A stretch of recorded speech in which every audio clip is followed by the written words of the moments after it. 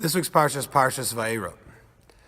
At the end of last week's Parsha, Moshe makes his visit to the Jewish people and gives them the message that he was given to by Hashem, saying that the Jewish people will now be let out of Mitzrayim, out of Egypt, out of their terrible enslavement.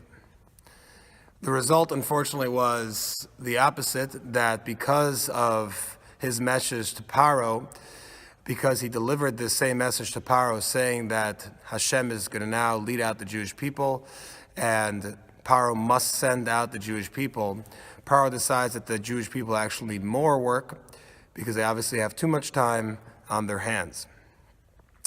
In this week's Parsha, Hashem says to Moshe that you should tell the Jewish people that I will take them out with a strong hand and they will leave Egypt, and they will be redeemed, and so on. To this, though, the Jewish people don't even listen to. The first time it says in the verse that the Jewish people listened to Moshe, but the second time it says, Lo shamu, they didn't hear Moshe. What does it mean they didn't hear Moshe? So it doesn't mean simply that they didn't, obviously they heard him, he was talking to them. It means they didn't accept it. And then it goes on to say, from a shortness of spirit, and from the heavy labor, heavy work.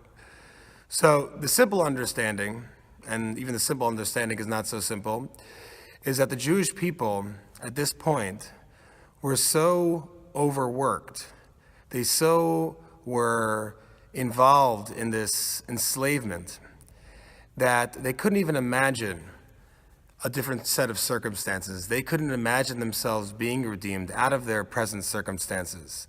So when Moshe told them this time, they didn't even hear it. They didn't even accept it. To them, this was their situation, and any other type of, new set of circumstances to them was so beyond their imagination that they could never visualize it happening. They didn't even accept Moshe's delivery of hope. Usually when you tell a person about you're going to have this great thing happen to you soon, they're very excited. But the Jewish people were so overworked, overrun, that they almost were robotic. They couldn't see it beyond their present circumstances. But there's something deeper going on over here. Also, like we said, the language of the pasuk is Kaitzer Ruach va'avoda kasha. According to many commentators, what this means is actually the avoda kasha, this hard labor, really means avodah zarah, which means idol worship. The Jewish people actually were so dependent on the culture and the religion of Egypt that they didn't want to go. They didn't want to leave Egypt, even though they were enslaved. They wanted to stay there. They would rather be enslaved and be in Egypt than be free and be without the Egyptian and the Egyptian culture and idols. It even says that during the plague of darkness, all of the Jews who did not want to leave perished. And that was a much larger than a majority of the Jews that decided that who in their mind would have rather stayed, even though they were being enslaved. This just shows you the terrible amount of dependency a person has upon the cultures that he lives within. Person is in a culture, even though he is the subject of torment of that, he's tormented because of that culture, because of that surroundings. But at the same time, they were so inculcated with all of the Egyptian values that they would rather stay. They'd rather have that level of comfort than leave and be on their own and be free of the enslavement. Now, the question though is that Moshe continues on to say that if the Jewish people didn't listen to me, Hashem, they didn't listen to me for one of the two reasons that we said, either because they couldn't imagine any new set of circumstances or because they didn't want to leave, because they preferred to be in their present enslavement as long as they were considered part of the Egyptian culture and religion. Either way, Moshe says that if they didn't listen to me, how will Paro listen to me?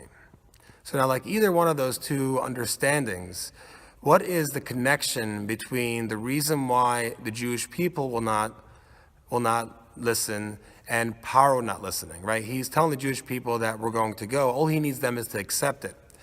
To Paro, what he needs is that he needs to actually consent to allow the Jews to leave. So first of all, what they have to do is different. And second of all, how do you connect the reasons that we gave? Let's talk about the first reason. The Jewish people wouldn't listen because they couldn't imagine a new set of circumstances. What does that have to do with Paro? He's not enslaved. He's the enslaver. He's the person who put them in subjugation. And like the second reason, what does it mean that Paro wouldn't send them out because the Jewish people were inculcated with Egyptian culture? That has nothing to do with Paro. So why did Moshe connect the reason why the Jewish people won't listen to why Paro won't listen? Have a good Shabbos.